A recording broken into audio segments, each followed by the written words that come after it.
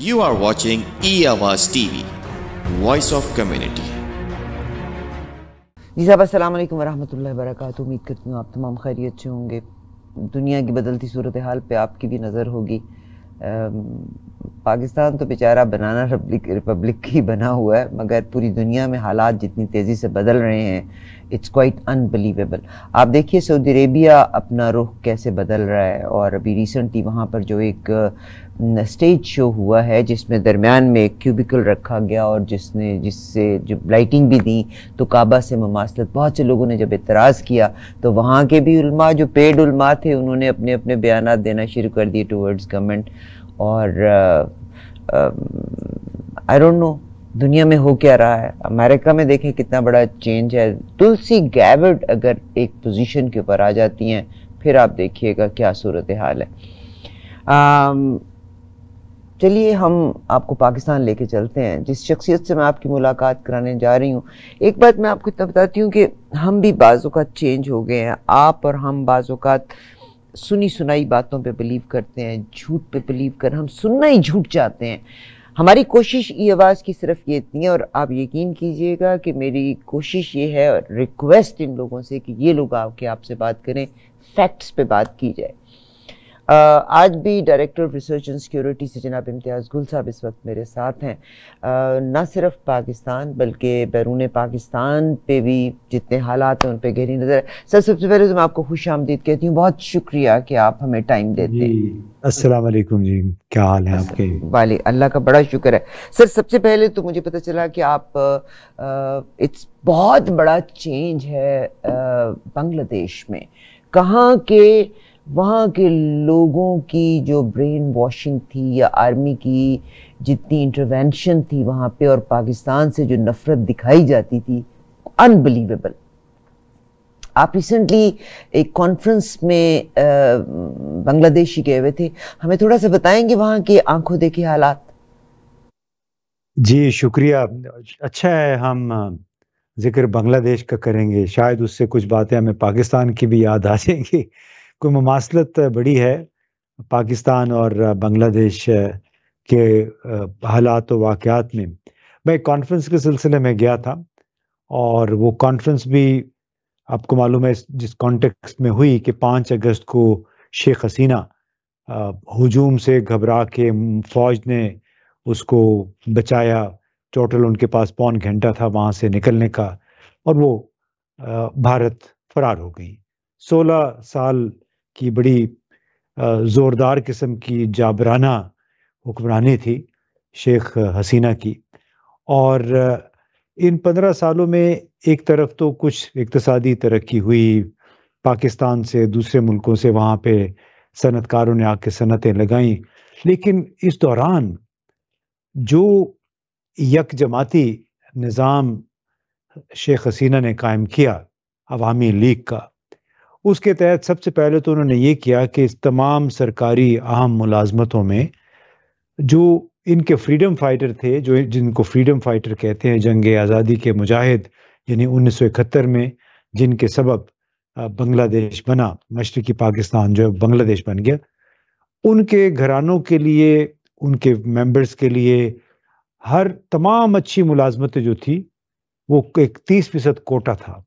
यानी वो अच्छा है, बुरा है, लायक है, नालायक है, 30% उनको मुलाजमतें देनी है। तो इस तरह उन्होंने इस कोटे के ज़रिए पूरे मुआशरे को, तमाम गवर्नेंस को, अदलिया को, सरकारी इदारों को, यूनिवर्सिटियों को अवामी लीग के चहेते लोगों से, रज़ाकारों से भर दिया। अब उसका नतीजा क्या निकला कि फ़ायदा जो वो 30% लोग थे जो कि जिनका बराह रास्त ताल्लुक़ था अवामी लीग से, उनको तो हो गया फ़ायदा। वो अमीर से अमीर तर, लखपति, करोड़पति, अरबपति बन गए, बशमूल इनके अपने ख़ानदान के। गालिब अक्सरियत अवाम की वैसी गरीब की गरीब है। यानी कितना जुल्म की बात है कि आज भी साइकिल रिक्शा ढाका में चलता है। यानी वो रिक्शा जिसको एक शख्स चला रहा होता है साइकिल की तरह, वो भी ट्राइसिकल ही है, तो पीछे बाजू का 3 लोग बैठे होते हैं, 2 बंदे बैठे होते हैं। तो यानी जानवर की जगह इंसान उसको खींचता है।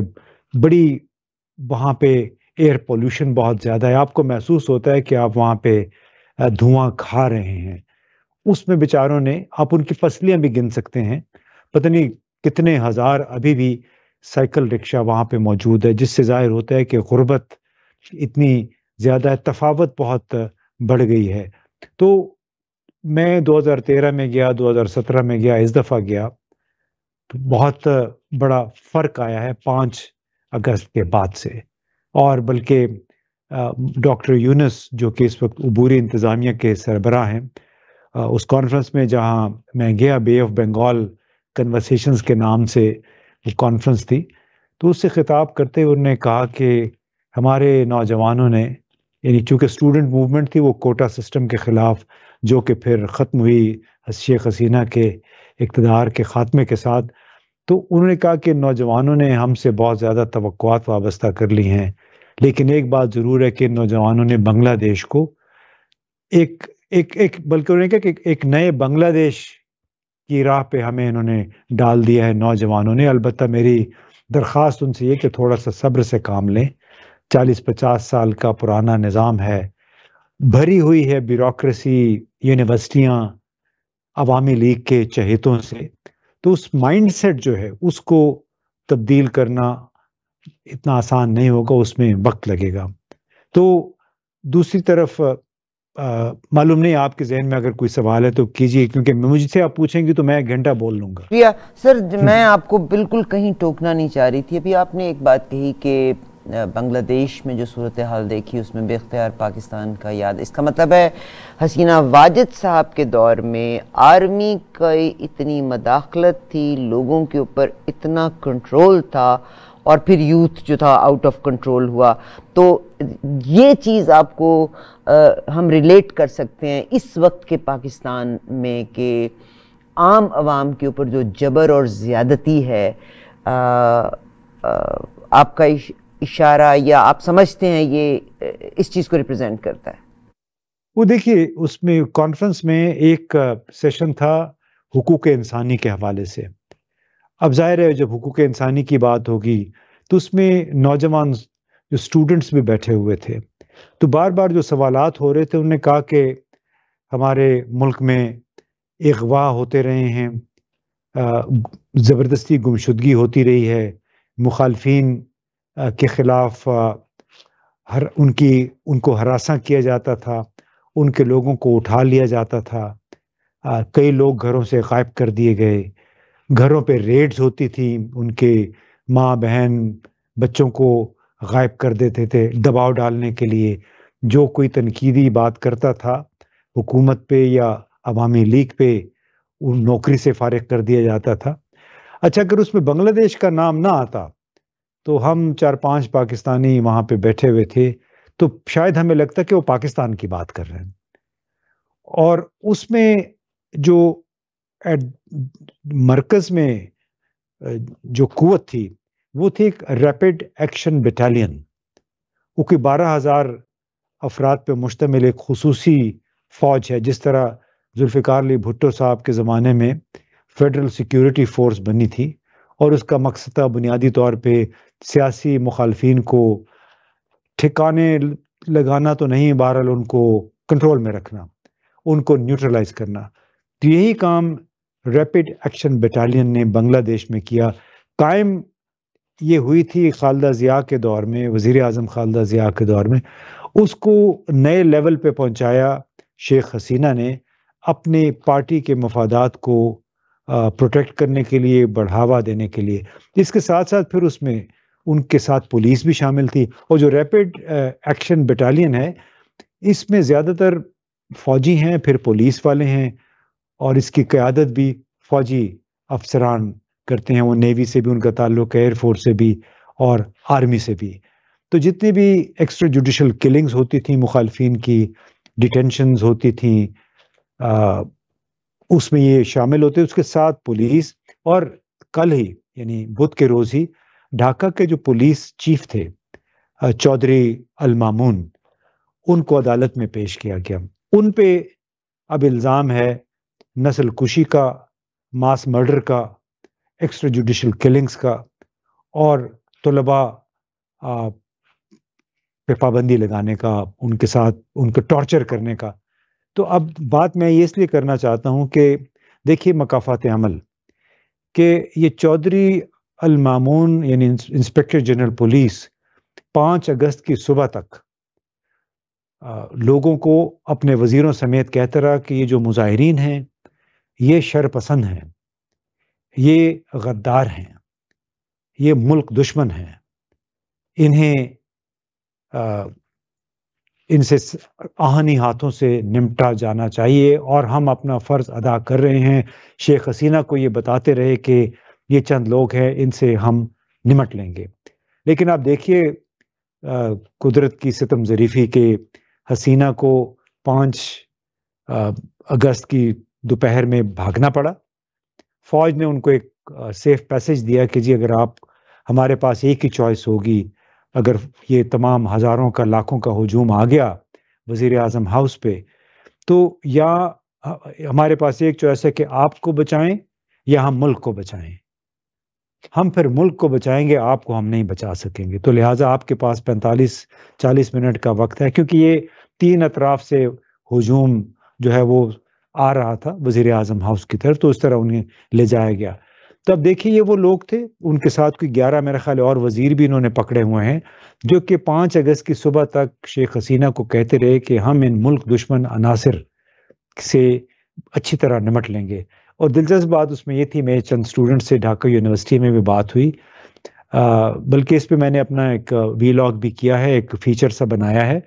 تو میں آپ سے ریکویسٹ کروں گا اگر آپ بھی اپنے اس کو ڈال دیں اس پہ.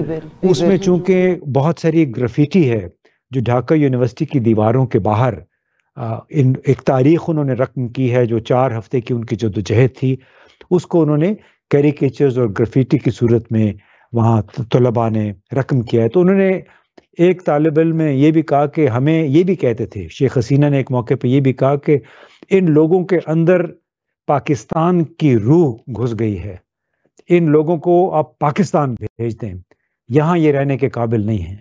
یعنی جو نریندر مودی کہتے ہیں. سر میں سوری ٹو انٹرپٹ یو، اور میں تو آپ کی یہ ساری باتیں سن کے میں آج ہی بلکہ دیکھ رہی تھی، یہ بنگلہ دیش بہت بڑی اگزامپل ہے، اور ایک دم سے بنگلہ دیش کا وہ نوجوان اور وہ لوگ جو ہیں، اور ڈاکٹر یونس جو ہیں پاکستان سے لین دین بھی کرنا چاہتے ہیں. ہندوستان کا بہت بڑا لاس ہوا ہے حسینہ واجد کے جانے پہ، کیونکہ اس پورے معاملے میں ان لوگوں نے بہت سپورٹ کیا تھا، انڈیا نے ان کو اور انہوں نے انڈیا کو. میرا آپ سے جو سوال ہے کہ ہمارے ہاں سے اس زمانے کو کمپیئر، اس وقت ایگزیکٹلی سیم سینیریو جو حسینہ واجد کے دور میں بنگلہ دیش میں صورتحال تھی.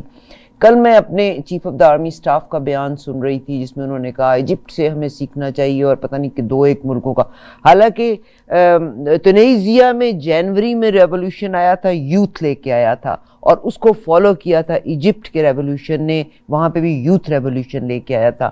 آپ ٹرکی کی بات کر لیں، ٹرکی میں بھی آرمی نے ٹیک اوور کرنا چاہا تھا، مگر اردگان جو تھے الٹیمیٹلی مطلب وہ لوگ جیتے، اردگان ہی لوگ جیتے.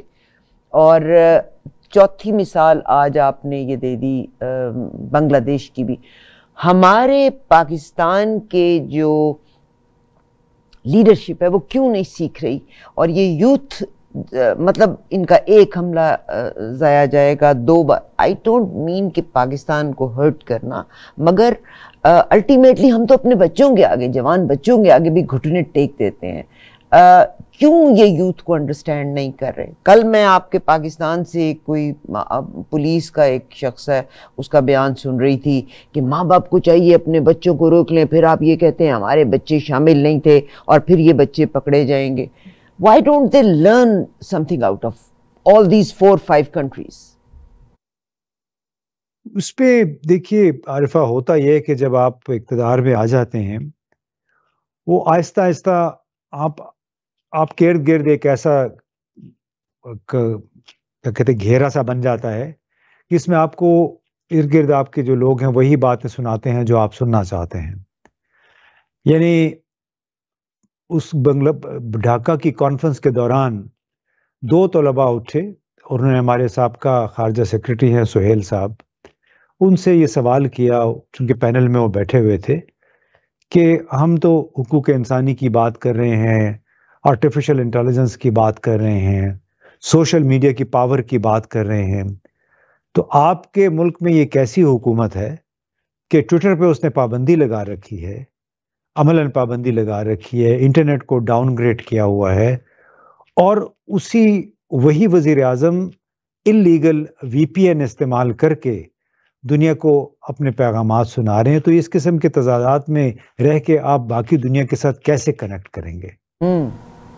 تو یہ تو مطلب میرے سامنے یہ بات ہوئی، پھر میرے یہ ساتھ تضاد کی جب آپ بات کر رہے ہیں تو آپ دیکھیے گا کہ عام لوگوں کو اس سے، ان چیزوں سے محروم رکھا گیا. آپ کا آئی ایس پی آر ہے، آپ کے گورنمنٹ کے ڈپارٹمنٹس ہیں، یہ تمام کے تمام انہیں وی پی اینز کو استعمال کر رہے ہیں. یعنی پھر ایک انکم ڈسپیرٹی کی بات کرتے ہیں، ایک فیسلٹی یوز کرنے کی ڈسپیرٹی کی بھی ہم بات کر رہے ہیں کہ بھئی اتنا فرق ہے کہ ایک آدمی استعمال کر سکتا ہے اور ایک طبقہ اس کو استعمال ہی نہیں کر سکتا. آپ اس طبقے کو پسماندہ سے پسماندہ کرتے چلے جا رہے ہیں. میں سر بنگلہ دیش کے آج کے لوگ پاکستان کے بارے میں کوئی انہوں نے پیغام دیا آپ کو؟ اس جو رولنگ اتھارٹیز ہیں یا رولنگ ایلیٹس ہیں ان کے نام پہ کوئی پیغام دیا انہوں نے؟ نہیں، دیکھیے پیغام کوئی نہیں دیا. ہمارے لیے بطور پاکستانی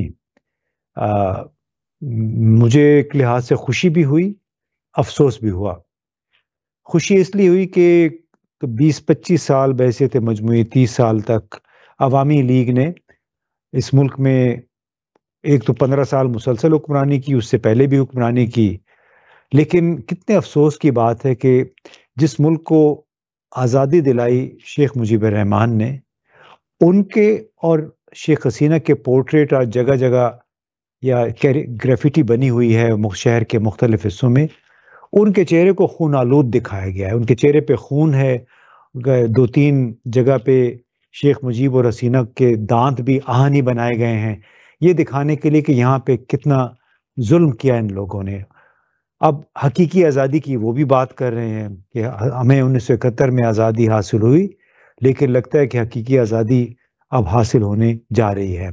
اب اسی کانٹیکس میں وہ پاکستان کی بات کر رہے تھے، اس پہ ہمیں خوشی بھی ہوئی کہ وہ پاکستان کے لیے خیر سگالی کا جذبہ بے تحاشا ہے.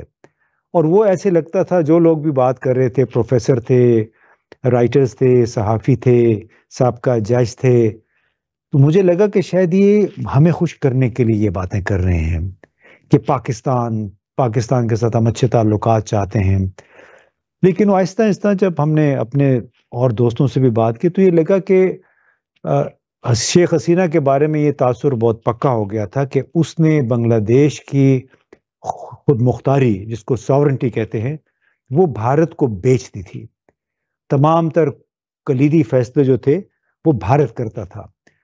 بنگلہ دیش کو پاکستان سے دور رکھنے کی جو کوشش تھی بڑی کامیاب رہی پچھلے 15-16 سال، وہ بھی دراصل بھارت کا کیا کرایا تھا.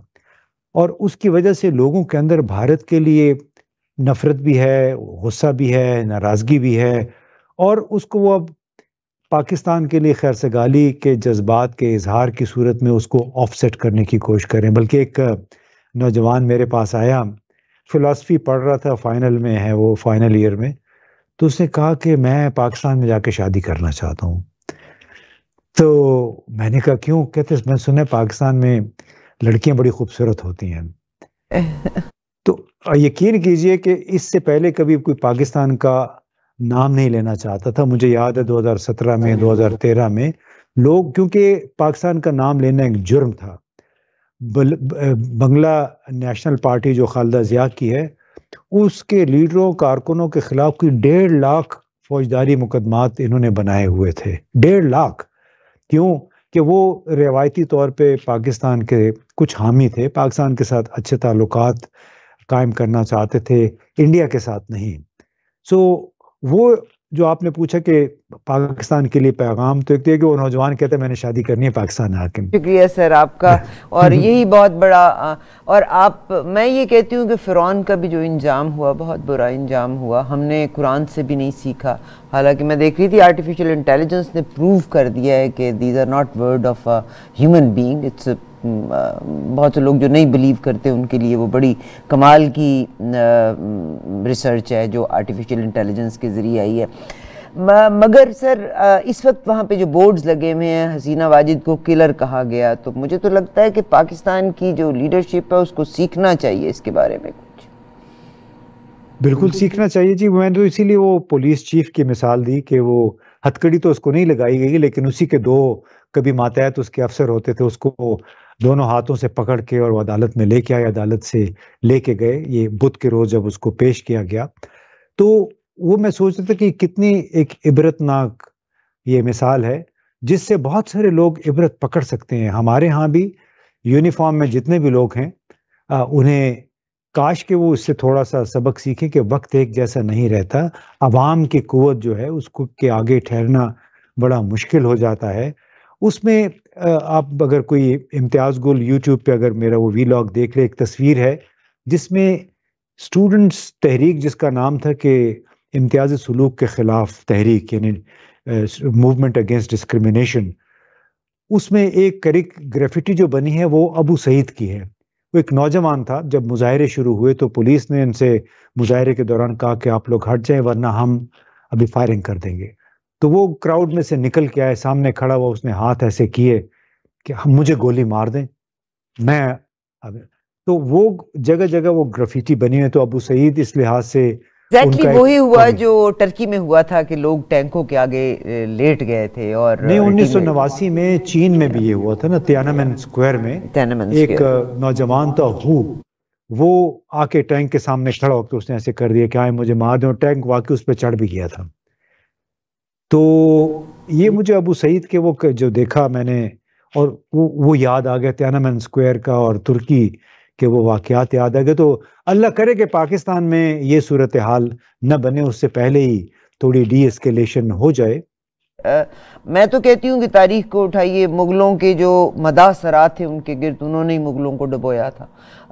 جتنی بادشاہتیں جس میں مداح سرائی زیادہ ہو جاتی ہے اور غلط کو غلط کہنے کی اہلیت نہیں رہتی, یا خوف ہم کو اس قابل کرتا ہے کہ ہم نہ کہیں, یا ہمیں وہ باؤنٹیز اینڈ ریوارڈز کا لالچ اتنا ہو جاتا ہے کہ ہم مداح سرائی پہ آ جاتے ہیں. تو بہرحال سر آپ ان ساری چیزوں کو دیکھتے ہوئے پاکستان کی صورتحال کو میں ڈسکس کرنا چاہتی ہوں کہ پاکستان میں 24 بڑا امپورٹنٹ ڈے ہے.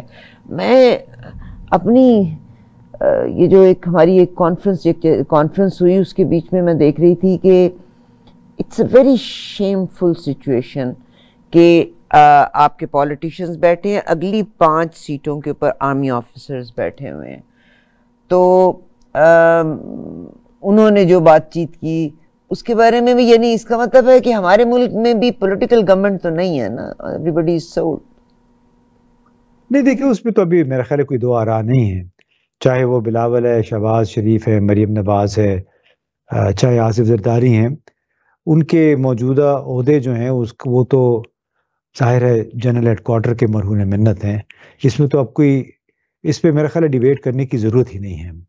انہوں نے اپنے ہاتھ سے جو سویلینز کی خود مختاری ہوتی ہے وہ خود اپنے مرضی سے انہوں نے حوالے کی ہے, کیونکہ انہیں معلوم ہے کہ ان کی وجہ سے وہ آج اقتدار میں بیٹھے ہیں. انہی کے لیے قانون سازی بھی انہوں نے کی ہے. لیکن ان لوگوں کو تاریخ معاف نہیں کرے گی. جس انداز میں انہوں نے یہ گزشتہ 3 سال کے دوران کام کیا ہے, پاکستان کے آئین کے ساتھ ایک لحاظ سے کھلواڑ کیا ہے, اس میں یہ انسٹرومنٹ بنے ہیں, سہولت کار بنے ہیں. آئین کی شکل بدلنے میں یہ جو 26ویں ترمیم آئی, اس سے پہلے 23ویں 24ویں ترمیم آئی تھی. تو وہ جب فیصل واوڈا کہہ رہے تھے 27ویں ترمیم بھی سائن ہو جائے گی, میں آپ کو پہلے بتا رہا ہوں.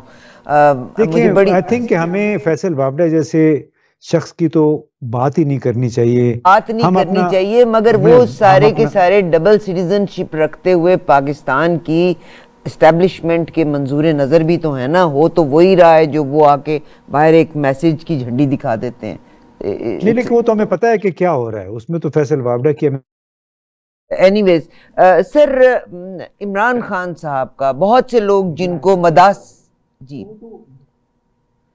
بہت سے لوگ جو مداح سرائے انہوں نے اپنے پاس رکھے ہوئے ہیں, سوری آپ کیری آن کریں سر, آواز کٹ رہی تھی. جی خان صاحب سے غلطیاں تو بہت ہوئی ہیں نا, اس میں وہ اپنا بویا ہوا بھی آج کاٹ رہے ہیں. بہت سارے ایسے لوگ تھے جو انہوں نے رکھے. بالکل صحیح, بالکل صحیح. جی مگر سر میرا آپ سے یہاں سوال جو آ رہا ہے کہ اب بھی جو ان کا یعنی اسٹیبلشمنٹ کے جو آبجیکٹیوز کو باہر لے کے آنا چاہتے ہیں, یا ان کا کے لحاظ سے لوگوں کو برین واش کرنا چاہتے ہیں, وہ کہتے ہیں دراصل عمران خان تو ملک سے جانا چاہتے ہیں. حالانکہ عمران خان ابھی بھی جو ایک علی امین گنڈا پور اور بیرسٹر گوہر نے جو بات چیت کی ہے, اس میں ایک چیز جو وہ بیان کر رہے ہیں کہ جتنے لوگوں کو جیل میں رکھا ہوا ہے ان کو رہا کر دیا جائے. کیا وجہ ہے کہ اسٹیبلشمنٹ نہیں سن رہی اس چیز کو؟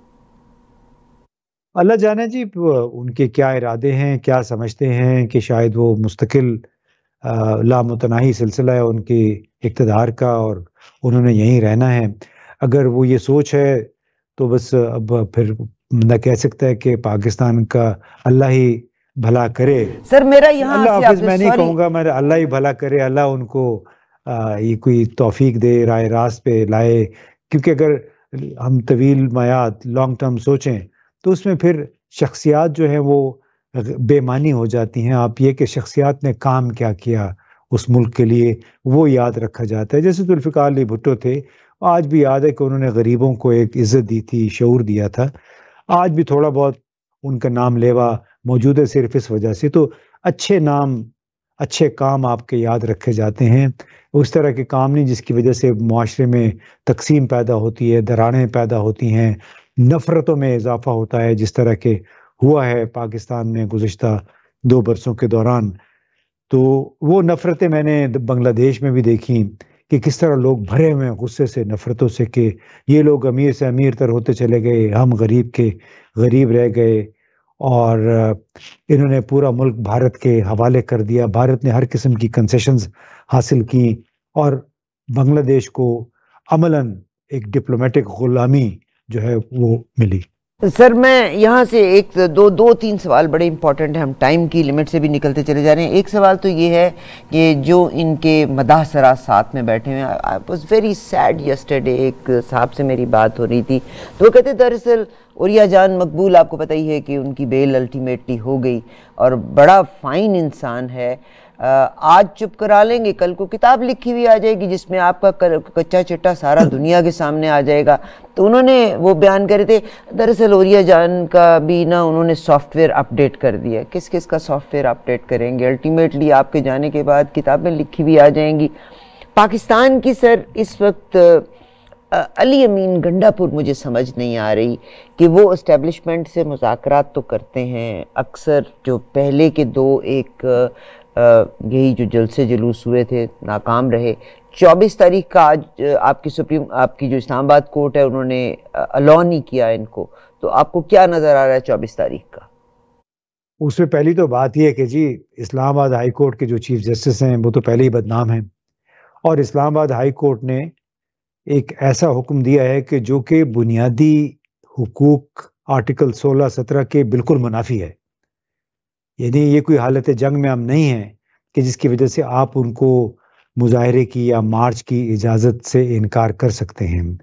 اور مزے کی بات کہ یہ جو ہمارے وزراء ہیں بڑے بغلے بجا رہے ہیں کہ چونکہ عدالت نے اجازت نہیں دی لہٰذا ہم بھرپور طریقے سے مزاحمت کریں گے اس مظاہرے کی. یہ وہ لوگ ہیں جنہوں نے سپریم کورٹ کا حکم ماننے سے یہ کہہ کے انکار کر دیا تھا کہ پارلیمان جو ہے وہ بالادست ہے, سپریم کورٹ نہیں ہے.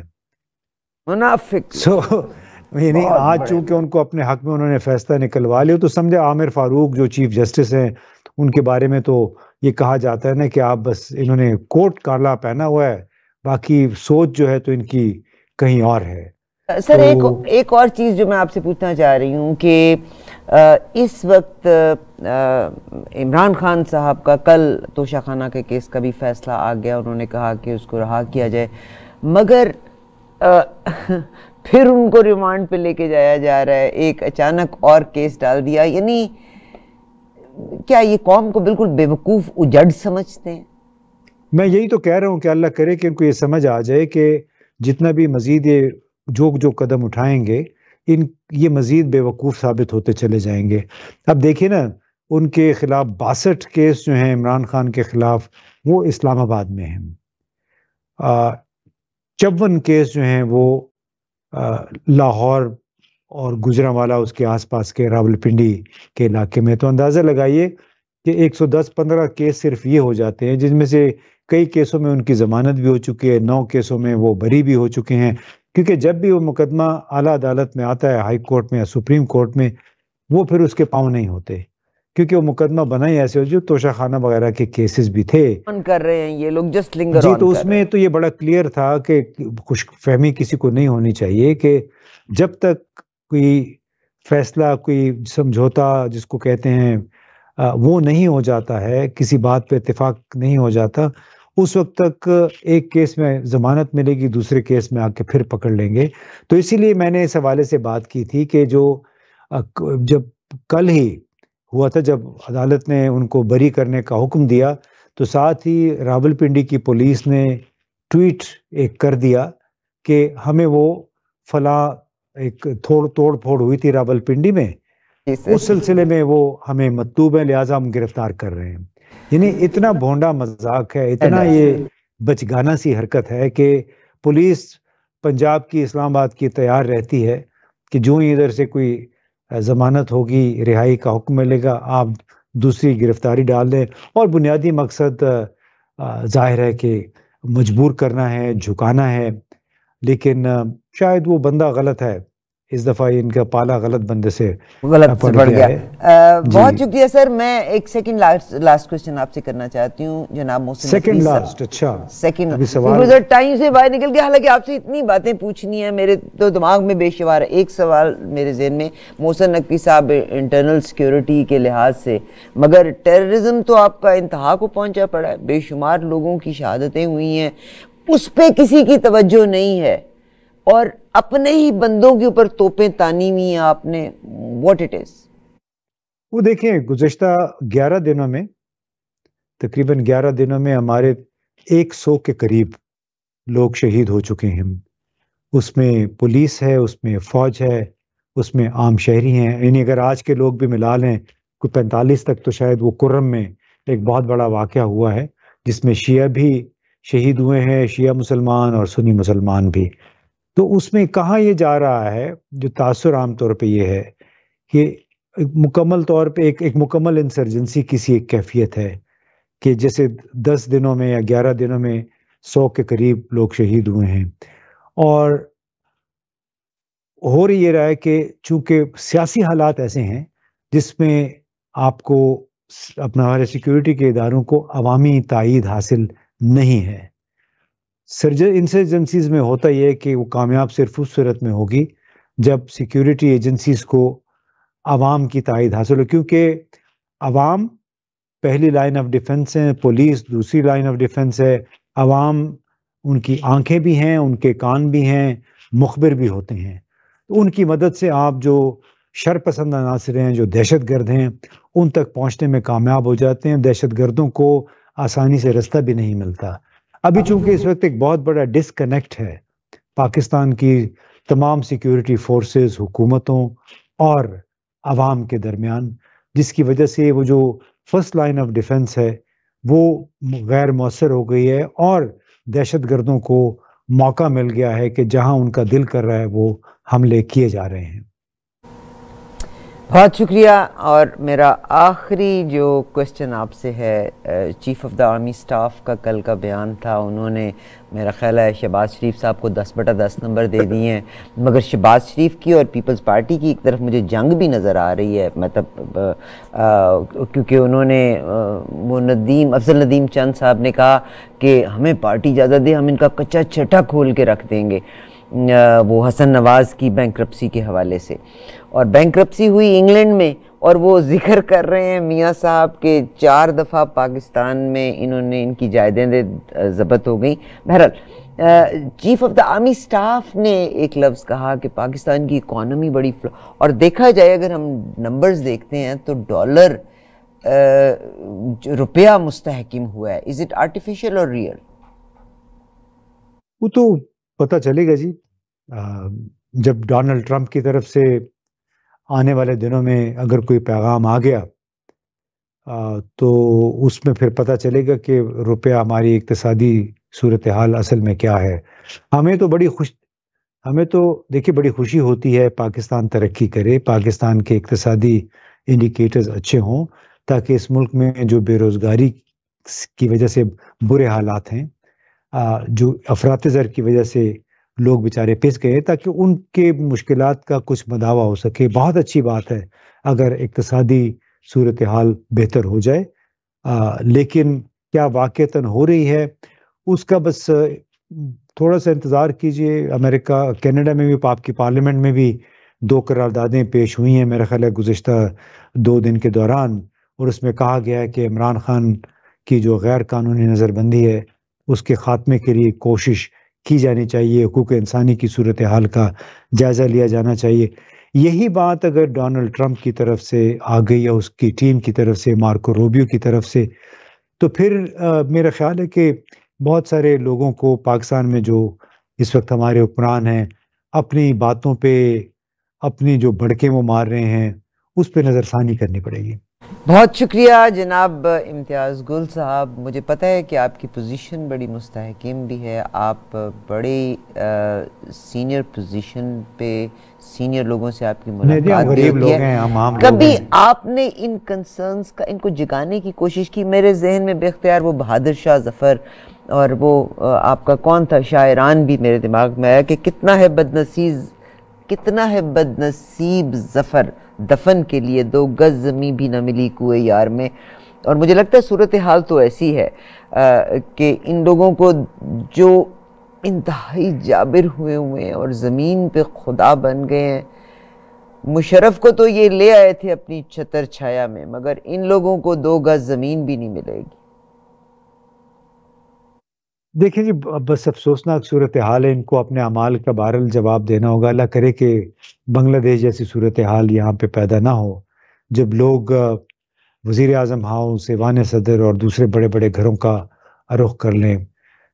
جب بے انصافی ہوتی ہے ملک میں، قانون کی بالادستی نہیں رہتی ہے، قانون کا احترام نہیں کیا جاتا، تو جو نوجوان ہیں خاص طور پہ وہ تو یہ سوچتے تو ضرور ہیں کہ آپ ہمیں یونیورسٹیوں میں، کالجوں میں رول آف لا کی تعلیم دیتے ہیں، برابری کی بات کرتے ہیں، ایکول سٹیزنری کی بات کرتے ہیں، وہ ہمارے حقوق کہاں چلے گئے؟ تو اس میں ظاہر ہے اس کا نتیجہ پھر غصے کی صورت میں، فرسٹریشن کی صورت میں نکلتا ہے. اللہ کرے ایسے حالات پیدا نہ ہو، اور اس سے پہلے ہی ان تمام لوگوں کو سمجھ آ جائے جو ہمارے قسمت کے، ہماری یہاں ملک کے ذمہ دار ہیں، اس کی تقدیر کے مالک ہیں. ان کو اگر سمجھ آ جائے تو میرا خیال ہے سب کا بھلا ہے اس میں. بہت شکریہ سر آپ کا جناب امتیاز گل صاحب. پشتو میں پیغام بھی دے دیں نا. بس ډیره غوسه مه کوئ جی، جذباتی فیصلې مه کوئ، او ورو ورو روانو سي. تاسو خپل کمکار چې دی هر چرته چې تاسو د جمهوریت دپاره، د انساني حقوقو دپاره چې आवाज اوچتول شي هغه کوئ. بس دا ستاسو کار دی. نعرے مارے ډیر بڑکونه مه وایئ. صحیح ده جی. بہت شکریہ. بہت بالکل غصہ نہیں کرنا، پریشان نہیں ہونا، مگر اپنی سمجھ کو جانے بھی نہیں دینا. آپ میں بڑی پاور ہے، مگر اللہ تعالیٰ میرے پاکستان کا حامی و ناصر ہے، اور خدا کرے کہ وہ جو بادشاہوں والی صورتحال ہے مدہ سرا، خدا ان کو کہیں کنٹرول کر لے. اجازت دیجیے گا، اگلے پروگرام میں پھر ملاقات ہوگی. میرا اور آپ کا اللہ حافظ. You are watching E-Awaaz TV, Voice of Community.